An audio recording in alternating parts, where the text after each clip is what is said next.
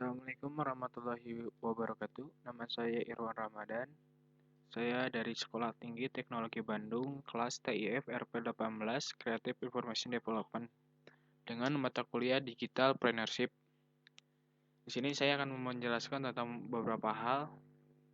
Yang pertama itu ada tentang 15 ide bisnis berbasis teknologi menurut saya.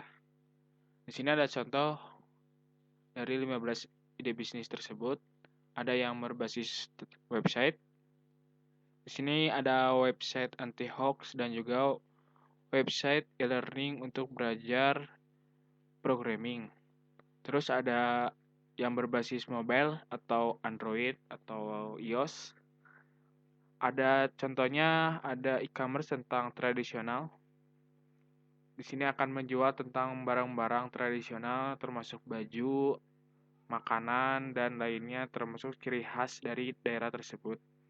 Yang kedua ada marketplace dapur emak, tentunya sesuai kebutuhan yang ada di dapur. Terus yang ketiga ada game teka-teki, untuk anak ada Print Mart. Lalu di sini ada yang berbasis IoT, ada monitoring jemuran menggunakan Android, ada yang smart lighting system, ini bisa di jalan raya atau di rumah sendiri. Lalu ada IoT smart lamp voice, ada smart keyboard voice, di mana kita menggunakan keyboard tanpa harus mengetik. Lalu ada augmented reality tentang anima 3D dan tarian tradisional 3D.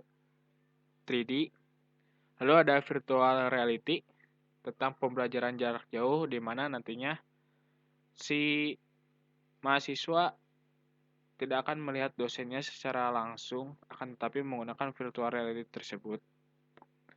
Lalu ada AI. Di sini AI menurut saya yang paling familiar tentunya ya tentang smart lock. Nah, dari ke-15 ide bisnis tersebut dipilih 5 ide bisnis terbaik menurut saya. Yang pertama ini adalah website anti-hoax. Website anti-hoax ini nih cara kerjanya seperti Google Translate, di mana kita memasukkan kata-kata yang ingin ditranslatekan, lalu muncul kata-kata yang sudah ditranslatekan. Begitupun sama dengan website anti-hoax ini, kita memasukkan sebuah berita yang menurut kita benar apa tidaknya, lalu nanti akan muncul referensi-referensi apakah berita ini memang benar apa tidak. Dan di situ juga nanti ada fitur berapa persen si berita ini hoax apa fakta. Lalu yang kedua ada mobile print mart. Mobile print mart ini seperti di Google Maps ya. Nanti di Google Maps tersebut akan menampilkan printer mana atau fotokopi mana yang masih buka sesuai jam yang ada atau sesuai yang Anda butuhkan gitu. Nah, setelah kita klik di salah satu toko atau fotokopian terbuka, di situ akan ada deskripsinya, harga si printer berapa lembarnya, warna berapa, hitam putih berapa, di situ bakal ada deskripsinya langsung. Lalu yang ketiga ada IoT Smart Lamp Voice. Singkatnya, Smart Lamp Voice ini kita menggunakan alat tersebut hanya dengan berkata lampu menyala, maka lampu tersebut akan menyala, dan juga lampu mati, maka lampu tersebut akan mati. Lalu ada augmented reality tentang tarian tradisional. Nah, nantinya ada sebuah gambar tarian tradisional yang sudah tersimpan ke dalam database. Lalu kita menggunakan kamera ke gambar tersebut ya. Lalu nanti akan muncul seseorang yang sedang menari sesuai tarian tradisional yang ada pada gambar tersebut. Jadi begitu tentang augmented reality. Lalu yang terakhir, yang kelima adalah smart lock sidik jari. Nah, kan pada umumnya smart lock ini pada sidik jari ini kan terletak pada belakang handphone, pada belakang layar.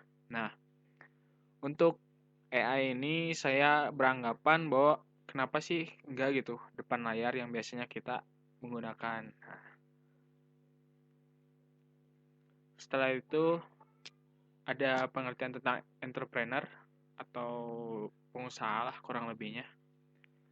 Entrepreneur pasti memiliki jiwa pengusaha, di mana mereka dapat memanfaatkan peluang dari setiap bisnisnya atau orang yang terjun ke dalam suatu bisnis. Di mana jika kita memiliki jiwa pengusaha, dapat dipastikan bisnis yang akan dijalani akan dapat terus bertahan.